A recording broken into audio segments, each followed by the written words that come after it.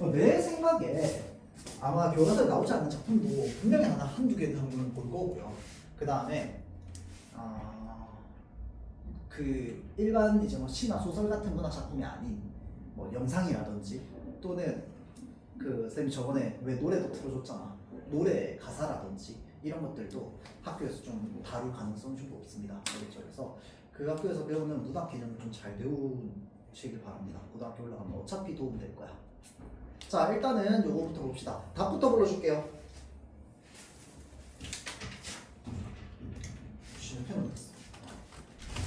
자, 1번의 정답 몇 번입니까? 1번에 5번 아니에요? 1번에 3번입니다. 에이. 이거 홉스. 아홉이요? 홉스 1번에 3번. 자, 다음 2번에 1번. 다음 3번에 4번. 자, 다음 1번에 4번. 에이 틀렸다. 자, 그 다음 2번에 4번. 잠깐만. 됐다. 나도 헷갈려.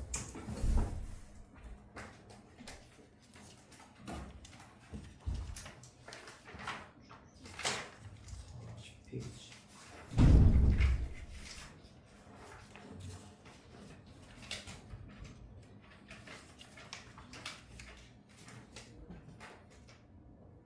미안합니다. 진경산수학 맞죠? 미안합니다. 1번에 5번, 이거 틀렸다 했는데. 2번에 4번. 쓱이 다시 고쳐. 어이 자, 다음 너무 3번. 많이 이거 너무한 거. 맞는 걸 틀렸다 근데 버리네. 미안합니다. 자, 그래서 1번에 5, 2번에 4, 3번에 4. 자, 그래서 앞에 요거 홉스 볼게요. 2번 보기 보겠습니다. 자, 홉스, 2번 문제 1번 보기. 홉스는 규칙이 인간에게 고통을 주므로 필요 없다고 주장했다. 이거 아까 선생님이 필기했던 내용이 있었습니다. 어디에 있었습니까? 여기 맨 밑에 있었네. 감정과 욕망이 합리적 조정을 통해 가지고 사회적 합의로 이끌어지는데, 자, 그 안에서 무엇이 있어줘야 된다? 최소한의 규칙이 있어줘야 된다. 그래서 규칙이라는 것은 필요하다. 자, 다음. 자, 어떤 음식은 내 입에 맞고 어떤 음식은 내 입에 맞지 않는 것처럼 옳고 그름도 개개인마다 다르지 않을까라고 생각하는 거 어떤 관점입니까? 상대주의적 관점입니다. 자, 다음. 나는 이 세상에 노란 손수건, 노란 바나나는 있다고 생각하지만 노란색 그 자체는 없다고 생각해. 자, 이 노란색 그 자체가 무엇에 해당할까요? 아까 이야기 글 속에서 보면은 보편에 해당하는 거야. 보편. 자, 그래서 그 보편 얘기 나온 거 아까 그 개념 뭐였죠?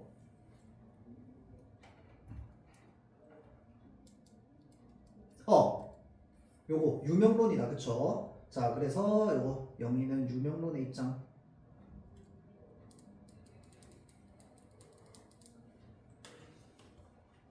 자, 다음 민철. 나는 공부하는 것이 올바른 행동이라고 생각해. 왜냐하면 공부하는 것이 정말 즐겁거든. 자, 그래서요, 지금 공부를 보는 게 아니라 뭘 봐야 됩니까? 즐거운 것을 뭐라고 이야기합니까? 올바르다라고 이야기를 했어요. 자, 즐거운 걸 올바르다라고 이야기하는 거 무슨 주의입니까? 쾌락주의입니다. 이거 여러분들 찾아낼 수 있어야 돼요. 이거 민철이는 쾌락주의를 이야기하는구나. 사실 A, B 찾으면 C는 마지막에 쉽게 그냥 둘 중에 하나 가르면 되기 때문에 A, B가 아니죠. 철수 영희를 찾으면 마지막에 민철이는 쉽게 찾을 수 있기 때문에 잘 이제 생각을 못하는 경우가 많은데, 자, 요거 지금 쾌락주의에 대한 이야기입니다. 자, 다음. 이거 진경산수와 1번 문제 볼게요. 자, 5번 보기. 이거는 좀 헷갈리기는 해요. 자, 헷갈리기는 하는데, 자, 진경산수와의 화가는 자신의 그림이 지도로 오인되는 것을 경계하여. 자, 지도로 오인되는 것을 경계하여 실제 경치와 일치하지 않도록 그림을 그렸다 라고 되어 있습니다. 자, 여기에서요 두 개가 있습니다. 일단 첫 번째, 지도로 오인되는 걸 경계하는 거 하나. 자, 그 다음에 그래서 실제 경치와 일치하지 않도록 그림을 그리는 거 하나. 자, 그래서요 둘 중에 하나라도 틀리면 틀린 보기가 되는 겁니다. 맞죠? 자, 그러면 앞에 지문 넘어가 가지고 다시 한번 볼게요. 지도로 오인하는 거 여기 있습니다.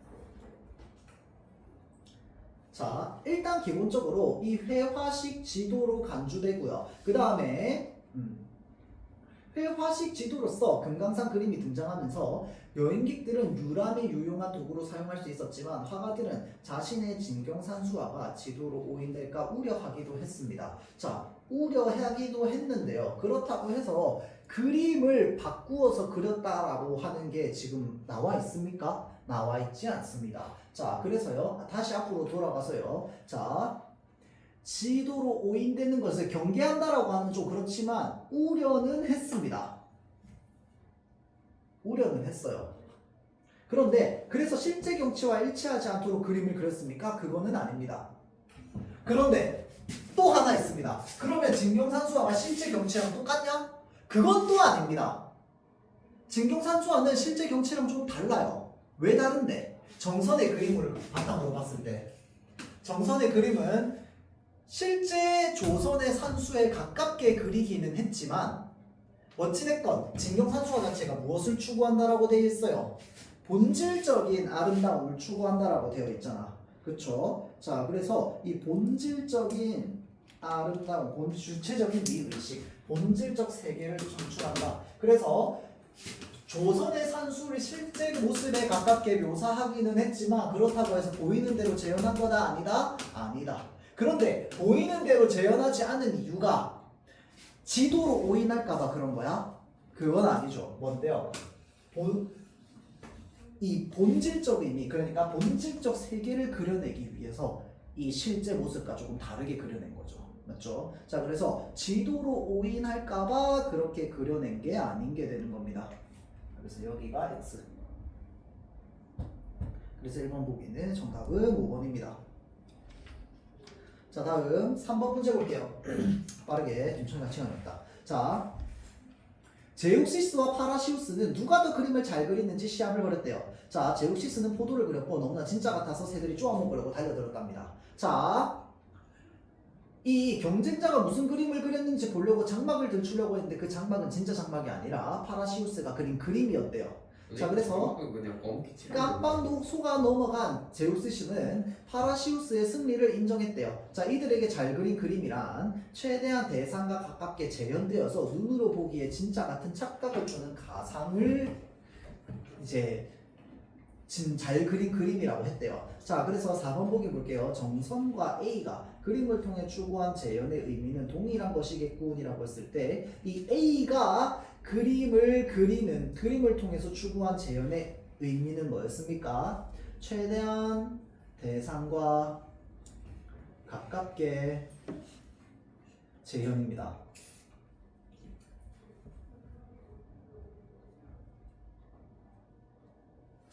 자, 그런데 이 정선이 대상을 그려내는 건 무엇을 하려고 한 거다? 본질적 세계를 창출하려고 한 거다. 그래서 보이는 그대로 재현한 것이 아니다 라고 되어 있습니다. 맞죠? 자, 그렇기 때문에 지금 정선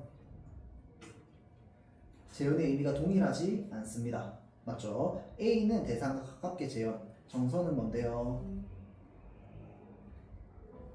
본질적 세계를 추구했죠.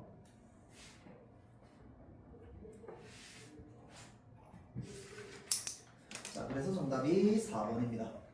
자, 이렇게 하고요. 지금 이제 문학으로 넘어갈게요. 문학 14페이지 펼쳐주세요.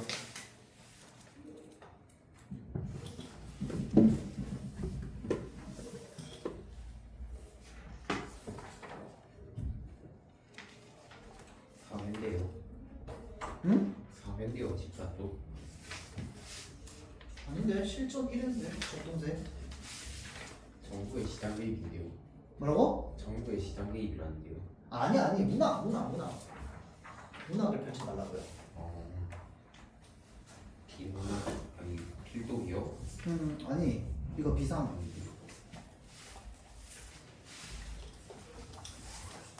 이렇게 생긴 교재요.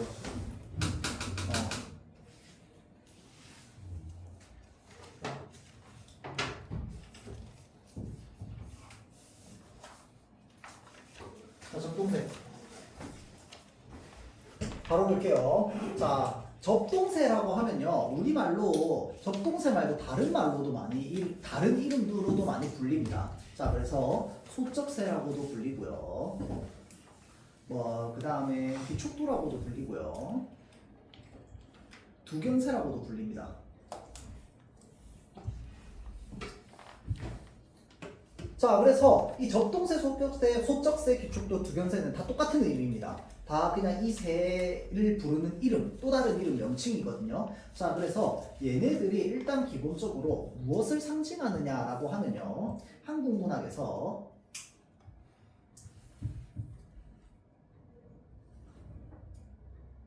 한의 정서를 드러내는 자연물입니다. 대표적으로. 왜 그러냐면요. 이 소적새라는 이름 자체가 뭐 때문에 붙여진 거냐면 그냥 소쩍소쩍 한다고 하는 것처럼 이제 우는 소리가 들려가지고 소적새라는 이름이 붙은 겁니다. 또 귀촉도라고 하는 것도요. 이 접동새가 우는 소리가 마치 귀촉도처럼 들린다라고 하는 한자로 적은 거야. 그래서 귀촉도라고 합니다. 자, 그래서요. 이 접동새 또는 소적새 또는 두견새는요. 우는 소리가 굉장히 구슬프게 들립니다. 자, 그래서 우리가 보통 새를 이제 짹짹거린다, 좀 지저긴다 라고 표현하는데 접동새나 소적새는요 운다라는 표현을 많이 써요. 마치 울음소리처럼 들리기 때문이야. 그래서 이 울음소리처럼 들리는 게 마치 누군가의 한스러운 감정 같다라고 이야기를 하는 거예요. 자, 그러면 한이 뭔데? 대충 느낌은 알아. 사전적으로는 어떤 뜻인데?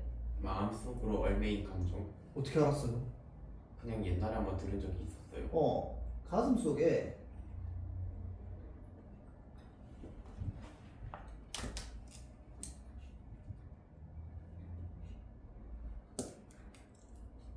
마음속에 응어리로 남은 감정을 한이라고 합니다.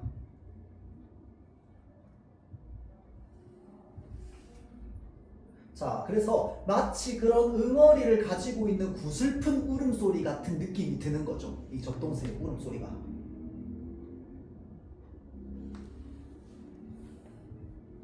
자, 그래서 이 접동새의 배경설화도 있습니다. 이 배경설화가 이 시에 지금 녹아 있는 거거든요. 자, 그래서 요거 한번 보도록 할게요. 자, 접동, 아우레비, 접동 해가지고요. 지금 이 아우레비가요, 두 가지로 우리가 주로 받아들일 수 있습니다. 첫 번째는 뭐냐면, 아홉 오라비라고 해가지고, 아홉 남동생을 뜻하는 거야. 또는, 접동새 울음소리를 표현한 거기도 합니다. 표현했다고도 볼 수 있어요. 자, 그래서 접동, 아우레비, 접동. 자, 진두강 가람가에 살던 누나는 이라고 해가지고 이 가람이 뭐냐면요. 강의 순 우리말입니다. 강은 한자어죠. 자, 그래서 강의 순 우리말이 가람입니다. 자, 그래서 진두강 가람가에 살던 누나가 있었습니다. 자, 이 누나는 진두강 앞마을에 와서 웁니다. 누나가 와서 운대요. 누나가 갑자기 이 강 앞에 살던 누나, 강 옆에 살던 누나가 앞마을에 와서 운다고? 운다고? 이상합니다. 접동새 얘기하다가 자, 옛날 우리나라 먼 뒤쪽에 진두강 가람가에 살던 누나는 의붓어미 시샘에 죽었습니다. 이 누나가 의붓어미 시샘에 어떻게 됐습니까? 죽었습니다.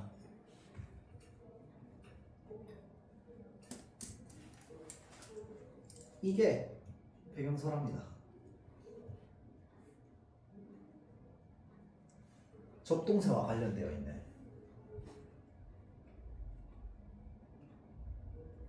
접동새와 관련되어 있는 배경설화인데요. 이게 뭐냐면 의붓어미, 그러니까 새어머니죠. 이 새어머니의 이제 시샘에 의해서 죽음으로 이제 잃은 이 누나가요. 이 세상에 남동생들을 두고 떠난 거야. 남동생들을 두고 떠나가지고 세상에 찾아와가지고 새가 되어서 적동새가 되어서 세상에 찾아와가지고 이 남동생들 앞에서 구슬픈 울음소리를 낸다 라고 하는 이제 배경설화가 있는 겁니다. 자, 그래서 그거를 지금 이제 이야기를 하는 겁니다. 자, 그래서 누나라고 불러보랴. 오 불서러워서 시샘의 몸이 죽은 우리 누나는 죽어서 적동새가 되었습니다.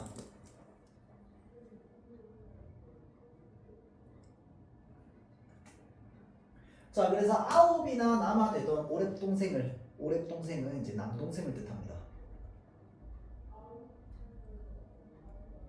자, 그래서 남동생을 죽어서도 못 잊어서 차마 못 잊어. 야삼경이라고 하면요, 이게 밤 늦은 시간인데 밤 11시에서 새벽 1시를 뜻하고요.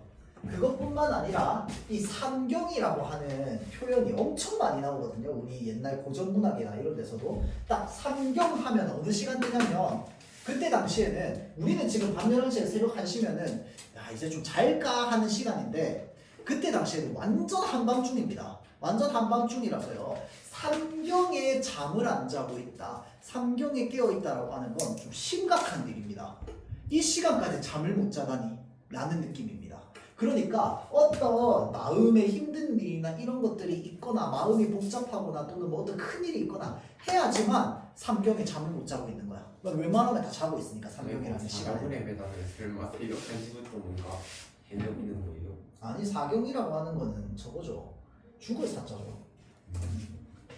자, 여하튼 자 그래서 삼경 남다 자는 밤 깊으면 이산저산 옮아가며 슬피 울리다. 누가? 적동새가.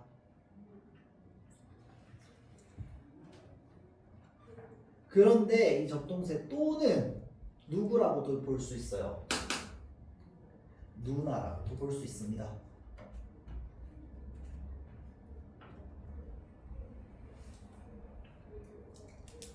자, 그래서 이런 내용이 담겨있는 작품이고요. 자, 우리 적동, 아우레비 적동, 진두강, 가랑가 여기에서 보면요. 우리는 무엇이 느껴지냐면 삼음보의 율격이 느껴집니다. 삼음보의 율격이 느껴져요. 자, 이 작가가 누구냐? 바로 김소월이라고 하는 작가입니다. 김소월하면 대표적으로 진달래꽃, 먼 후일, 나보기가 역겨워 가실 때에는 죽어도 아니 눈물 흘리우리다. 삼음보. 자, 먼 훗날 당신이 찾으시면 그때의 내 말이 잊었노라. 삼음보 맞죠? 자, 그래서 이 삼음보의 율격은요 어떤 성격을 가지고 있습니까? 민요적, 그러니까 우리의 전통 음악 같은 느낌을 가지고 있습니다. 그러면 정서가 더 짙게 드러나겠죠. 노래 같은 느낌이 들 테니까. 그런데 이 작품은요 진달래꽃이나 먼후일처럼 아주 엄격하게 삼음보가 지켜져 있는 건 아니야. 그런데 여기에서도 기본적으로 느껴집니다. 적동 아우레비 적동. 진두강 가랑가에 살던 누나는 진두강 악마을에 와서 옵니다. 옛날 우리나라 먼 뒤쪽에 진두강 가랑가에 살던 누나는 의무덤이 시샘에 죽었습니다. 라고 해서 자연스럽게 삼음보의 율격이 좀 느껴집니다. 자, 다음 페이지.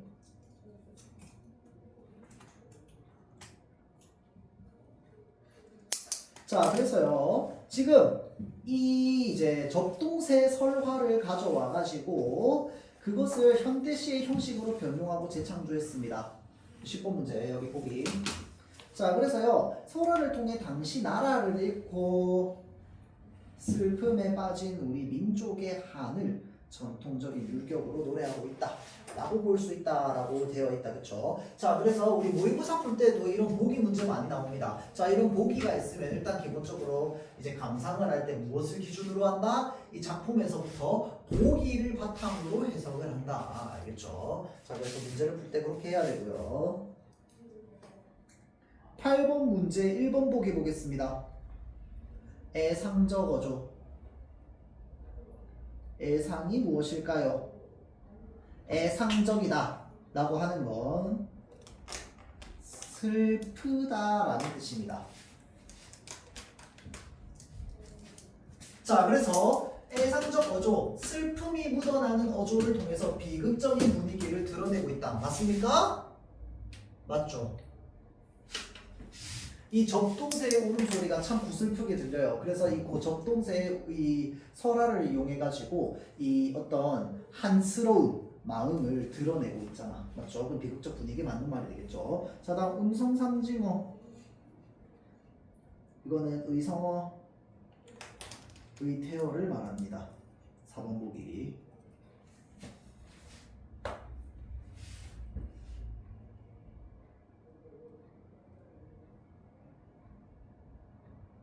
자, 됐습니까?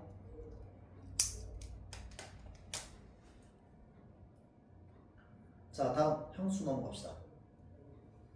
지금 여기 뒤에 보면은 문제들이 이렇게 쫙 있거든요. 여기에 객관식 문제들이 있고요. 그 다음에 여기 빈칸 문제들이 있습니다. 이거 여러분들 그 과제할 때 빈칸 문제들이나 이런 것들도 다 해결하세요. 알겠죠? 근데 빈칸 문제 같은 경우에 도대체 이거 초성만 보고 이게 뭔지 도대체 모르겠어 라고 하면 그냥 별표하고 넘어가세요. 그리고 나중에 매길 때 그냥 답지 보고 매기면서 아 이거 이런 내용이구나 라고 그냥 다시 한번 이 작품의 내용을 다시 한번 리마인드 상기하는 정도로만 활용해도 됩니다. 알겠죠? 자, 그래서 여기 뒤에 있는 어휘 문제까지 다 풀고 한번 이제 매겨보는 거를 계속 좀 반복해서 해주기를 바라고요.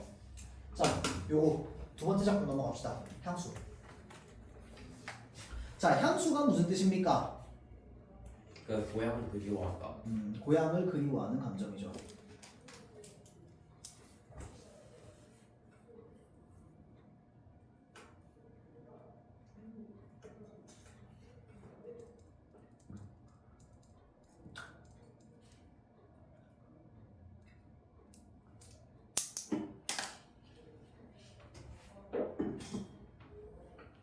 자, 그러면 이 단어에서 벌써 우리는 무엇이 느껴집니까? 향수라는 단어에서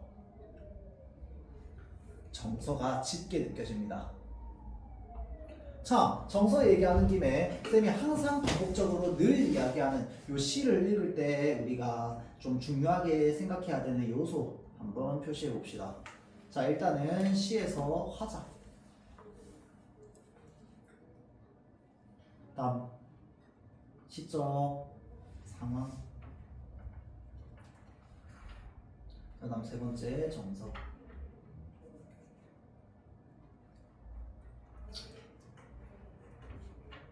자, 그래서 화자와 관련해서는 일단 기본적으로 화자가 어떤 위치에 있는가, 시 안에 있는가, 시 바깥에 있는가.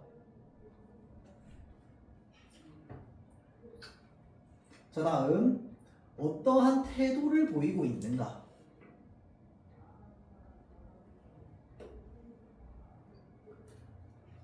자, 다음 시적 상황과 관련해서는요, 이미지를 떠올립니다. 이 시에 그려져 있는 이미지들을 떠올리는데 단순히 시각적 이미지만 떠올리는 게 아니고요, 다양한 감각적 표현들이 활용되어 있는 이 모든 다양한 감각들을 내가 다 떠올립니다. 그래서 그냥 시각적으로 보이는 것뿐만 아니라 청각적, 후각적, 촉각적으로 느껴지는 것까지 다 그림으로 그려내는 거야.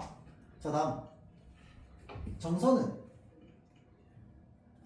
주로 두 가지로 드러납니다. 첫 번째는 시어. 정서를 직접적으로 드러내는 시어 있죠. 뭐 기쁨이나 슬픔, 뭐 외로움 이런 것들. 자, 다음 또 하나는 이 시에서 풍기는 분위기가 있습니다. 가장 여러분들이 시를 읽으면서 어렵게 느끼는 부분이 뭐냐면은 정서가 직접적으로 안 드러나는 시야.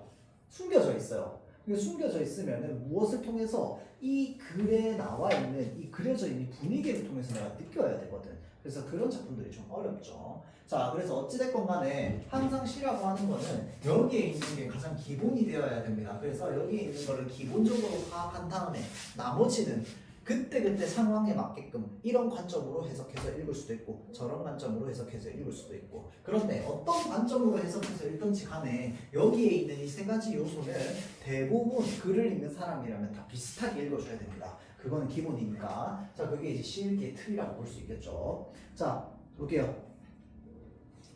넓은 벌을 동쪽 끝으로 옛 이야기 지줄대는 실개천이 휘돌아 나가고 얼룩배기 황소가 해설피 금빛 게으른 울음을 우는 곳이라고 되어 있습니다. 자, 울음을 우는데 울음의 색깔이 금빛이래요. 자, 울음이 실제로 금빛일 수 있습니까?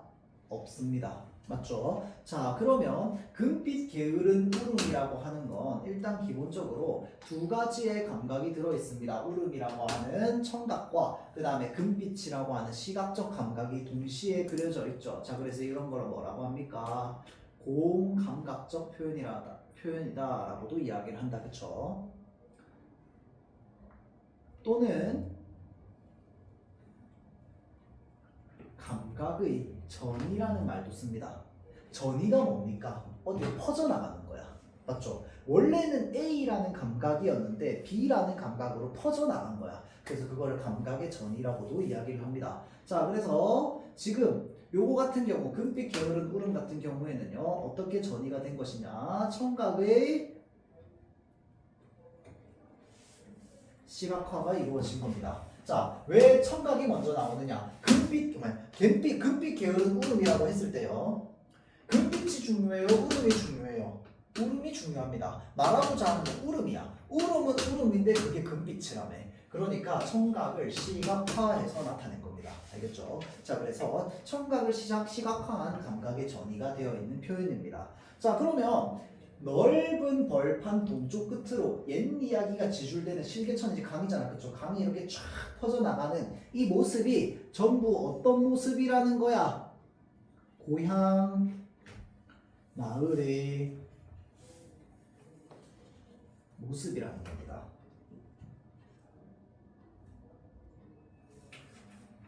자, 그리고요 그곳이 차마 꾸맨들 이칠리아라고 이야기를 합니다.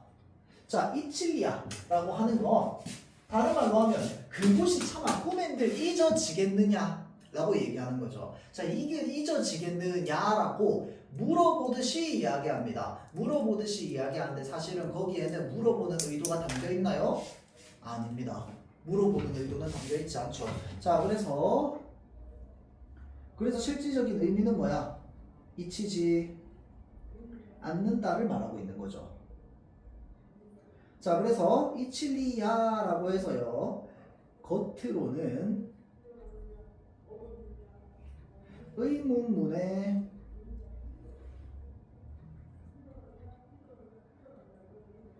형태를 가지고 있는데 사실은 그 속에는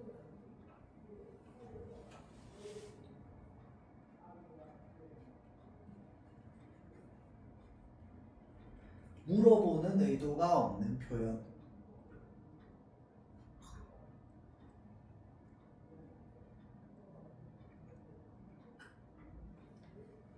그것을 뭐라고 하느냐?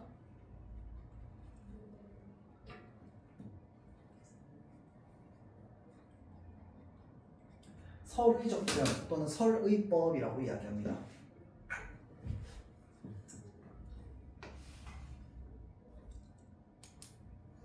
자, 다음 실화로에 재가 식어지면 빈 밭에 밤바람 소리 마을 달리고 엷은 졸음에 겨우 늙으신 아버지가 집배기를 돋아 고이시는 곳이라고 되어 있습니다. 자, 그러면 요거는 지금 고향집에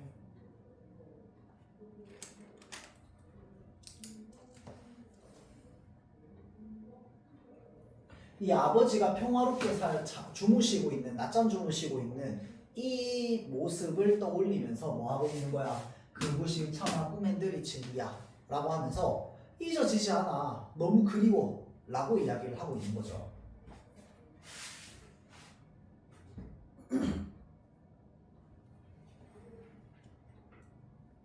자, 다음 흙에서 자란 내 마음, 파란 하늘빛이 그리워 함부로 쏜 화살 찾으려 풀숲 이슬에 함초는 휘적시던 곳이라고 되어 있어서, 자, 지금 이게 뭘 말하는 겁니까? 이 화자가 어렸을 때 화살을 만들어서 풀숲에다가 팡 쐈어. 그래서 날아가면서 풀숲 안으로 들어가니까 어떻게 거기를 헤쳐가지고 내가 함부로 쏜 화살을 찾아내려고 막 헤치고 있는 그 곳이 어딥니까? 바로 이 어린 시절에 내가 누비고 다녔던 고향이잖아. 맞죠? 자, 그래서 어린 시절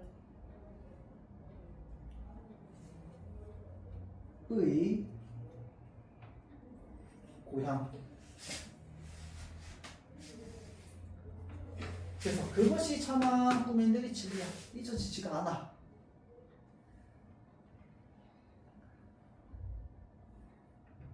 그 다음 전설 바다에 춤추는 밤 물결 같은 검은 귀민 머리 날리는 어린 누이와 아무렇지도 않고 예쁠 것 없는 사철 발벗은 아내가 라고 했어요. 누이와 아내의 모습을 떠올립니다. 그래서 이들이 따가운 햇상을 등에 지고 이삭 죽던 곳 누이와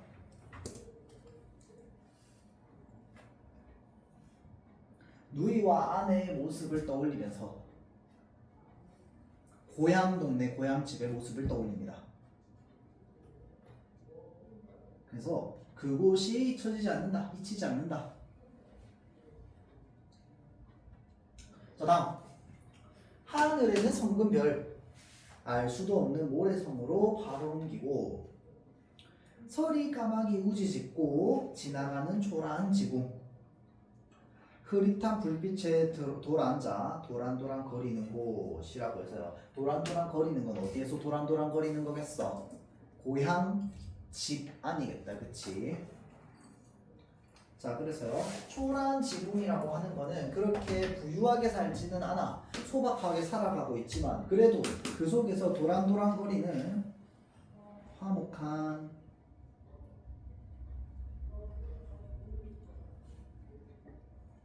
고향집의 모습을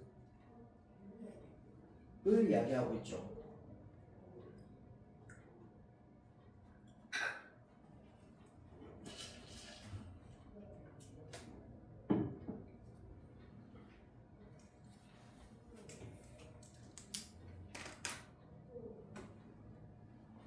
자, 그래서요 요거 보기 볼게요. 향수에는 평화롭고 한가로운 농촌의 전형적인 풍경이 그려져 있습니다. 자, 이를 표현하기 위해서 농촌에서 흔하게 발견할 수 있는 향토적인 소재들을 사용하고 있는데 이 향토적인 소재들을 통해서 정겹고 익숙한 고향의 모습을 떠올리게 합니다. 자, 그래서 향토적 소재. 향토적이라고 하는 건 이제 우리의 시골이나 이런 것들을 좀 떠올리게 할 수 있을 만한 이런 것들입니다. 자, 그래서 이렇게 하고요. 자, 다음 여기 페이지가 60페이지입니다.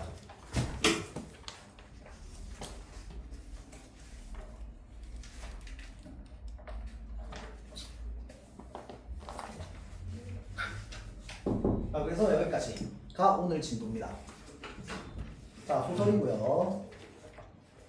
현대소설입니다. 뭐야 이 사람 그거 그래 술권한 사람 그 사람 아니에요? 맞아요. 술번하는 사회 그리고 운수 좋은 날. 아 그래 그 김첨지 이야기 나오는 설렁탕 왜 줬는데 먹질 못하니 라고 하는 지금까지도 밈으로 쓰이고 있는 표현이잖아. 왜 뭐만 하지 못하니 라고 하는. 그래서 얼마나 한국 사회에 영향을 많이 끼쳤으면 그때 1920년대 30년대에 썼던 소설의 대사가 아직까지 쓰입니다. 왜 먹지를 못하니 왜 이기질 못하니. 자, 그래서 정말 생각해보면 우리나라 문화에 정말 지대한 영향을 본의 아니게 끼치고 있는 뭐 분이기도 하죠. 그 문장이 밈으로 쓰인다라고 하는 건 전국에 우리나라에서 웬만한 그러니까 중학교를 웬만큼 그래도 공부하면서 다닌 사람이라면 모를 수가 없는 사람이라는 거야. 무슨 말인지 알겠죠? 그래서 뭐 유명한 작품들 많습니다. 뭐 고향도 있고요. 그 다음에 뭐 비사감과 러브레터라고 해가지고 아 그래 그 기숙사 사감이 그 이제 엄마랑 사랑 빠져가지고 그걸 또 딸이 방해하는 거였나? 자, 그래서요 막 그 기숙사에 있는 학생들한테는 이제 뭐 저기 사랑 못하게 하면서 자기는 이제 누군가에게 이제 연애 편지를 보내는 그런 이제 위선적인 모습을 그려내는 뭐 그런 작품도 있었고요. 그래서 여하튼 요거는 10년 또는 이제 20년 이런데 이제 일제강점기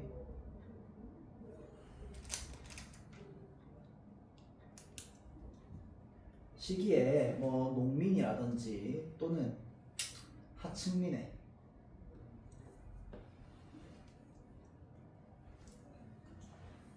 이 이야기가 담겨 있습니다. 뭐 운수 좋은 날 그 다음에 뭐 출근하는 사이 다 마찬가지죠.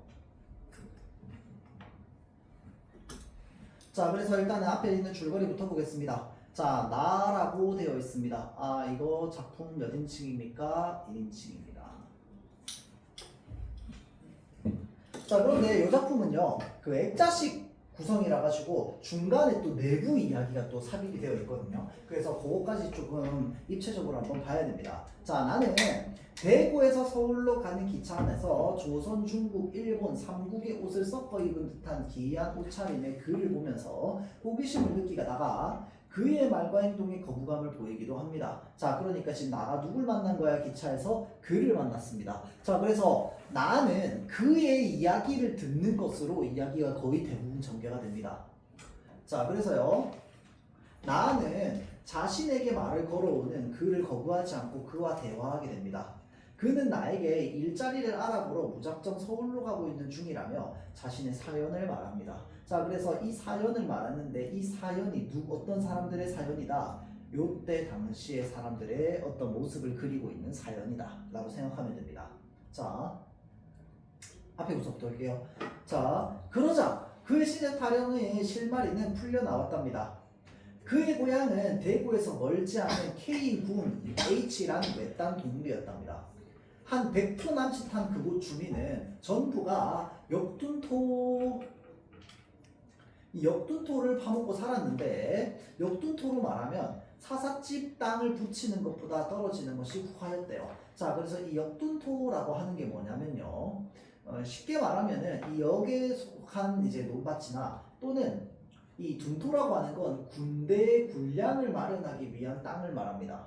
그러니까 자기 개인 살림하는 집, 사삿집에 땅을 붙이다라고 하는 건 농사 짓는 걸 말하는 겁니다. 자, 그래서 그런 개인의 집 하나하나에 농사를 짓는 것보다요, 그냥 여기랑 그 다음에 이 군대가 가지고 있는 이 땅들에서 얻어먹는 것이 훨씬 더 많이 떨어졌다라는 거야. 왜냐면 거기는 땅이 훨씬 더 비옥할 거 아니야. 땅의 상태도 좋고 관리도 잘 돼 있을 거고. 그러니까 농작물이 훨씬 잘 자라겠죠. 맞죠? 그러니까 그냥 차라리 거기 가서 농사 같이 지어주는 거야. 그러면서 거기에서 떨어지는 이제 이 농작물들을 우리가 받아가는 거야. 대신에. 근데 그렇게 하면은 떨어지는 것이 더 후하였대요. 자, 이게 무슨 말입니까? 먹고 살만했다 이 뜻입니다. 그러니까 이 동네 사는 사람들이요, 일단 기본적으로 먹고 살만했습니다. 그러므로 넉넉지는 못할 망정 평화로운 농촌으로 남부럽지 않게 살 수 있었대요. 그러나 세상이 뒤바뀐다라고 하는 건 이제 일제가 시작된 겁니다. 자, 그래서 그 땅은 전부가 동양척식 주식회사의 소유에 들어가고 말았습니다. 동양척식 주식회사가 뭡니까? 일본 제국주의가 우리나라의 땅이나 뭐 이런 이제 많은 자원들을 수탈하려고 세운 회사였다, 그쵸? 자, 거기에서 이제 많은 것들을 수탈했죠. 자, 그래서 직접으로 회사에 소작료를 바치게 되었으면 그래도 나으련만 소위 중간 소작인이라 해가지고 이게 어떤 계급입니까? 동백꽃에 나왔잖아. 마름이라고 하는 계급이었다, 그쵸?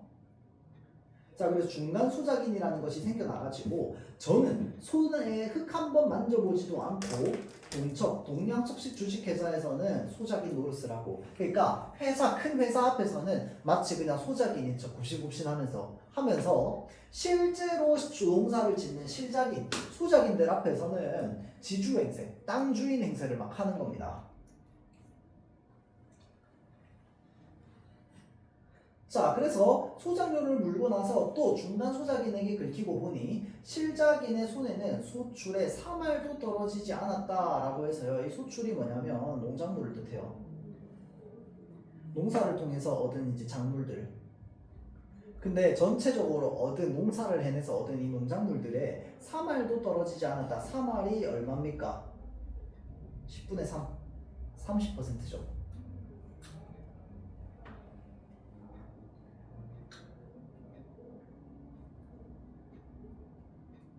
자, 그래서 그 후로 죽겠다, 못 살겠다 하는 소리는 중이 연보라듯 그들의 입길에서 오르내리게 되었대요. 자, 그래서 못 살겠는 거야. 너무 많이 수탈당하니까. 자, 그래서 남부여대하고 탁처로 유리하는 사람만이라고 했을 때 이 남부여대가 뭐냐면요. 밑에 뜻 나와 있는데 남자는 지고 여자는 인다는 뜻으로 이게 뭐냐면 짐 싸들고 떠나는 거야. 뭔 말인지 알겠지? 그래서 그거를 남부여대하다라고 합니다. 자, 그래서 남부여대하고 탁처 다른 지역으로 유리하는 사람만 떠돌아다니는 사람만 늘어났다고 합니다. 자, 그래서 이 동네는 점점 쇄신해 갔대요. 점점 이제 사람 사는 데가 못 살게 되었대요. 자, 그래서 지금으로부터 9년 전 그가 17살 되던 해 봄에 그의 나이는 실상 26이었다. 가난과 고생이 얼마나 사람을 늙히는가. 지금 이 사람 얼굴 어때요?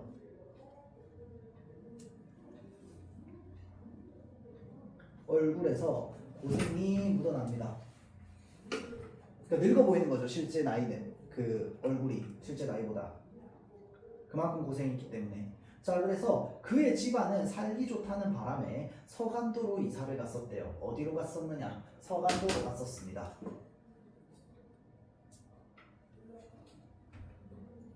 자, 그래서 쫓겨가는 운명이거든. 어디를 가든 신신하랴. 어디를 가든 새롭겠느냐. 그곳의 비옥한 전야도 그들을 위하여 열려질 리 없었습니다. 아무리 땅이 좋다 해도 하더라도 조금 좋은 땅을 먼저 간 사람들이 모조리 차지를 하고 있었고요. 자, 황무지가 비록 많더구는 하나 그곳 당도하던 날부터 아침거리 저녁거리 걱정이라 무슨 행세로 적어도 1년이란 장구한 세월을 먹고 입어가며 거친 땀을 풀 수가 있으랴. 자, 이게 무슨 말이냐면요, 그곳 당도하던 날부터 해가지고 풀 수가 있으랴까지. 자, 이게 뭔 말이냐면 그때 당시는 농경사회였잖아. 그치? 자, 그런데 농사를 지어서 내가 우리 집안 사람들이 이 농사 지은 걸 농작물로 먹으려고 하면은 얼마나 기다려야 돼? 1년을 기다려야 됩니다. 씨를 뿌려서 그걸 수확하는 데까지. 그런데 이 씨를 뿌려서 수확하는 데까지 1년을 어떻게 기다립니까? 먹을 게 없잖아. 그쵸? 자, 그러니까 결국은 이 땅에다가 농사 못 짓는 거야. 맞죠? 그러면은 우리 땅에 농사 못 지어. 왜? 1년 못 기다리니까. 그럼 어디 가야겠어? 남의 집 땅에 가야겠죠. 남의 집 땅에 가서 뭐 해줘야 돼요? 농사 지어주고 그거에 따른 이제 뭐라고 해야 될까? 일당이라고 해야 될까요? 그거를 받으면서 살아가게 되겠죠. 그러면 계속 뭐 할 수밖에 없는 거야? 가난할 수밖에 없는 거야. 무슨 말인지 알겠죠? 그리고 자기 땅에 농사 지을 여력은 전혀 생기지 않아요. 계속 매일매일 남의 땅에 가가지고 농사 지어줘야 되기 때문에. 맞죠? 그래서 남의 미천을 얻어서 농사를 짓고 보니 가을이 되어 얻는 것은 빈 주먹뿐이었습니다. 자, 그래서 다른 집에서 얻어가지고 농사 이렇게 지으면 다 갚아줘야 돼요. 어차피. 맞죠?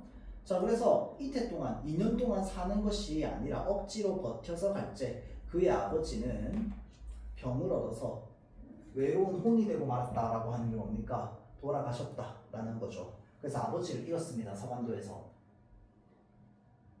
자, 그리고 19살밖에 안 된 그가 호러머리를 모시고 악으로 깡으로 모진 목숨을 이어가는 중 4년이 못 되어서 영양 부족한 몸이 심한 노동에 지친 탓으로 어머니 또한 죽고 말았답니다. 자, 그래서 홀로 남게 되었습니다. 그 다음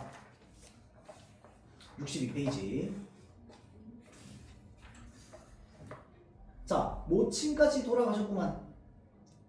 돌아가실 때 흰죽 한 모금도 못 자셨구만 하고 이야기를 하더니는 문득 말을 끊습니다. 자, 그의 눈이 번들번들하면 눈물이 쏟아졌습니다. 이리라.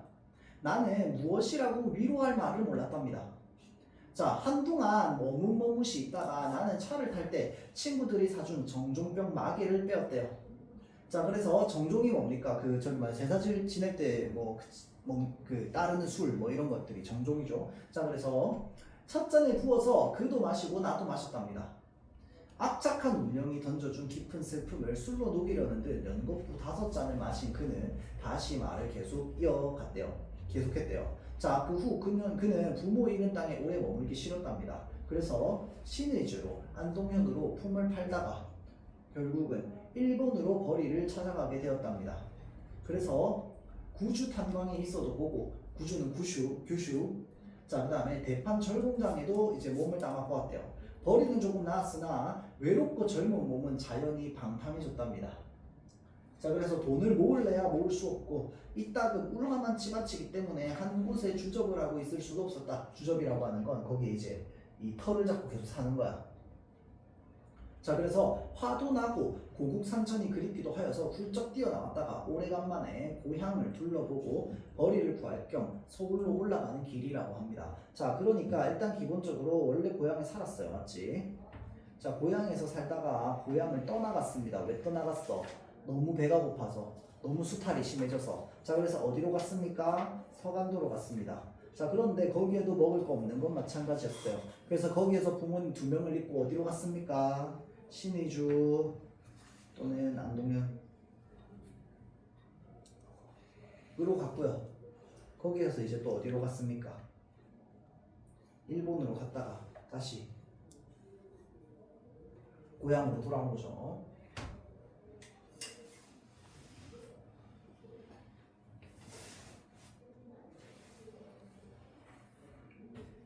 자, 그래서 고향에 가시니 반가워하는 사람이 있습니까? 나는 단식하였다. 반가워하는 사람이 다 뭐기요? 고향이 통 없어졌더만. 그렇겠지요. 9년이라면 퍽 변했겠죠. 자, 변하고 뭐고 간에 아무것도 없더만. 집도 없고 사람도 없고 개 한 마리도 얼씬을 않더구만 이라고 해서 완전 폐허가 되어버렸죠. 고향이 폐허가 되어버렸습니다. 자, 그러면 아주 폐농이 되었단 말씀이요 라고 하니까 그렇구만. 무너지다가 답만 질비하게 남았지만 우리 살던 집도 터야 안 남았겠는기요. 자, 하고 그의 짜는 듯한 목은 높아졌대요. 썩어 빠진 석가래 뚫뚫 구르는 주추는 이제 저기 주춧돌을 말하죠.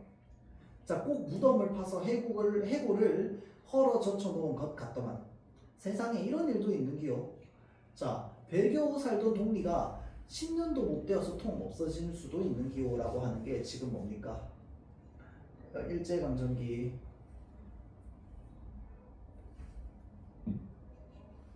당시에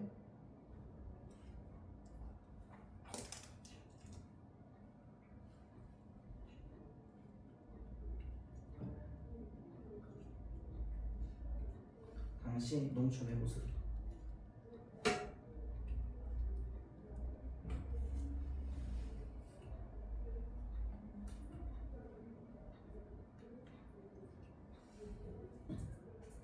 자, 하고 그는 한숨을 쉬며 그때의 광경을 눈앞에 그리는 듯이 멀거니 먼 산을 보다가 내가 따라준 술을 꿀꺽 들이키고 참 가슴이 터지더만 가슴이 터져. 하자마자 끔찍한 눈물 두어 방울이 뚝뚝 떨어집니다. 자, 그래서 나는 그 눈물 가운데 음산하고 비참한 조선인의 얼굴. 왜 음산하고 비참합니까? 일제의 수탈로 인해 피폐해진 삶이 드러나는 얼굴이죠. 피폐해진.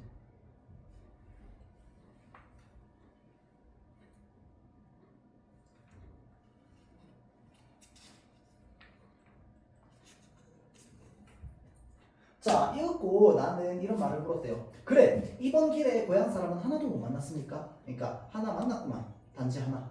자, 친척되시는 분이던가요? 하니까 아니구만. 한 이웃에 살던 사람이구만.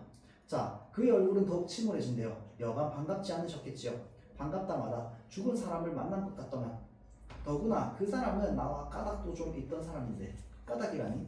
나와 혼인말이 있던 여자였구만. 나는 홀 놀란듯이 벌린 입이 닫혀지지 않았대요. 자, 다음 64페이지. 자, 그 신세도 내 신세만이나 하구만 라고 하는 게, 그 신세는 누구의 신세를 말하느냐? 그 여자의 신세를 말하는 거야.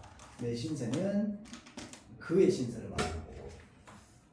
하고 그는 또 이야기를 계속하였대요. 자, 그 여자는 자기보다 2살 위였는데 한 이웃에 사는 탓으로 같이 놀기도 하고 싸우기도 하면서 자라났었대요. 자, 그가 14살 때부터 그들 부모 사이에 혼인말이 있었고 그도 어린 마음에 매우 탐탁하게 생각하였기에, 매우 만족스럽게 생각하였기에, 그런데 그 처녀가 17살 되던 겨울에 벼랑간 간 곳을 모르게 되었습니다. 알고 보니 그 아비 되는 자가 20원을 받고 대구 유곽에 팔아버린 것이었습니다. 이제 유곽이라고 하는 거는 지금으로 따지면은 이제 인신매매가 이루어지는 곳이죠. 인신매매. 자, 그래서 돈이 없으니까 그때 당시에 그냥 이제 자기 딸을 돈 주고 판 겁니다. 자, 그래서 그 소문이 퍼지자 처녀 가족은 그 동네에서 못 살고 멀리 이사를 갔습니다. 당연히 가족을 팔았는데, 맞죠? 자, 그래서 그 후로는 물론 피차에 한 번 만나보지도 못했는데 이번에야 빈터만 남은 고향을 구경하고 돌아오는 길에 읍내에서 아내 될 뻔한 댁과 마주치게 되었대요. 자, 그 여자는 어떤 일본 사람 집에서 아이를 보고 있었답니다. 그가 찾아갔을 때. 그래서 사연을 들었더니 권료는 20원 몸값을 10년을 두고 갚았다고 합니다. 자, 10년을 두고 갚았는데 그래도 주인에게 빚이 60원이나 남아 있었대요. 자, 그런데 그 몸에 몹쓸 병이 들고 나이가 늙어져가지고 송장이 이제 시체죠. 그러니까 거의 뭐 살아있는 시체처럼 산송장이 되니까 주인 되는 자가 특별히 빚을 탕감해주고는 작년 가을에야 놓아준 거야. 그래서 일본 사실 오게 된 겁니다. 자, 그래서 권료도 자기와 같이 10년 동안이나 그리던 고향에 찾아오니까 거기에는 집도 없고 부모도 없고 쓸쓸한 돌무더기만 눈물을 자아낼 뿐이었다라고 합니다. 자, 그래서 하루 해를 울어보내고 읍내로 돌아와서 돌아다니다가 10년 동안에 한마디 두마디 배워두었던 일본말 덕택으로 그 일본 집에 있게 된 겁니다. 지금 그 동네에 어떤 일본 사람 집에 아이를 보고 있었다라고 하는 게 일본말을 겨우겨우 어떻게 배워가지고 그 일본 집에 있게 되었다. 자, 그러면서 암만 사람이 변하기로 어떻게 그렇게도 변하느냐. 그 숨 막힌 머리가 훌렁 다 벗겨졌고요. 눈은 푹 들어가고 이들이들하던 얼굴빛마저 마치 유산을 끼얹은 듯하대요. 유산이라고 하는 게 황산입니다. 황산. 그래서 끼얹은 것처럼 얼굴이 진짜 허여멀건하고 약간 뭐 이렇게 약간 눈길이한 약간 그런 이제 얼굴색이었다는 거죠. 자, 그래서 서로 붙잡고 많이 우셨겠지요. 그러니까 눈물도 안 나오더만 일본 우동집에 들어가서 둘이서 정종만 10병 따라듀이고 헤어졌대요. 자, 그래서 가슴을 짜는 듯이 괴로운 한숨을 쉬더니만 그는 지난 슬픔을 새록새록이 자아내어서 마음에 새기기에 지쳤음이더라. 이야기를 하면 다 못하겠는고. 자, 쓸쓸하게 입을 다물고 나 또한 너무나 참혹한 사람살이를 듣기에 쓴물이 났대요. 자, 그래서 우리 술이나 마저 먹읍시다. 우리는 서로 주거니 받거니 한대 병을 다 말리고 말았대요. 자, 그는 취흥에 겨워서 우리가 어릴 때 못 모르고 부르던 노래를 읊조렸대요. 자, 벼섬이나 되는 점토는 신장로가 되고요. 말마디나 하는 친구는 감옥소로 가고요. 노인은 공동묘지로 가고요. 계집은 유곽으로 가고요. 자, 이게 뭡니까? 당시 여기 앞에 나왔던 이야기? 뭐라고? 여기 앞에 나왔던 이야기들이요. 이야기라고 하기보다는 지금 여기서는 그때 당시에 어릴 때 못 모르고 부르던 노래라고 했으니까 자, 지금 어떤 노래가 있겠지. 근데 이 노래 가사 내용을 보면 이 가사 내용이 무엇이 느껴집니까? 일제시대에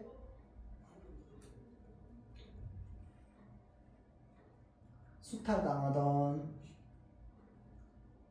민족들의 모습이 여기 지금 그려져 있죠.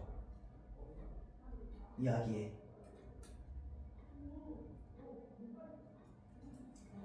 자, 다음 페이지가 아니라 다음 페이지.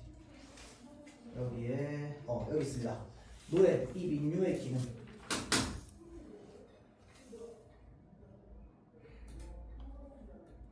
당시의 사회상을 집약적으로 보여줍니다. 당시의 사회상 어떤 상황? 일제강점기였다. 그렇죠? 자, 그래서 일제로 인해 비극적 삶을 살아야 하는 현실을 뭐 한 겁니까? 풍자예요. 그렇죠. 풍자한 겁니다. 자, 그러면 맨 앞으로 돌아가가지고 그를 기차에서 처음 만났는데 그의 옷차림이 중국, 조선, 일본을 섞어놓은 것 같은 옷차림이었다라고 얘기를 했잖아, 그쵸? 자, 이 세 나라를 섞어놓은 옷차림이라고 하는 게 왜 그런 표현을 또는 왜 그런 캐릭터를 이 작품 안에서 등장시켰을까요? 일본 갔다 한국 갔다 중국 갔다. 그 사람이 떠돌이로서 한국에서도 살고 중국, 서간도 이런 쪽에서 가서도 살고 그 다음에 일본 가서도 살았잖아. 그래서 그렇게 이 유랑하면서 살았던 그 사람의 어떤 캐릭터 이미지를 보여주기 위해서 그렇게 세 나라 색깔의 옷이 담겨있는 옷을 입고 있는 기괴한 복장이다라고 이제 이야기를 하고 특이한 복장이다라고 이야기를 한 거죠. 자, 그래서 그런 내용이 좀 담겨 있고요. 자, 그래서 일단은 숙제를 마치도록 할게요. 자, 숙제는 일단 기본적으로 오늘 요거 문학했던 거 접동세 그 다음에 저기 뭐냐 향수, 고향 요 세 작품 일단 숙제고요. 자, 다음 독해전쟁에서요. 자, 이렇게 앞에 요거 표시할게요. 자, 10페이지. 요거 인문 서양, 그 다음에 미술, 경제, 요거 3개. 오늘이 3월 8일이죠. 3월 8일의 숙제입니다. 요 세 지문 10페이지, 12페이지, 14페이지. 자, 그래서 요거를 아까 쌤이 얘기했던 대로 옆에다가 정리하면서 풉니다. 알겠죠? 정리하면서 풀고요. 마치도록 하도록 고생했습니다.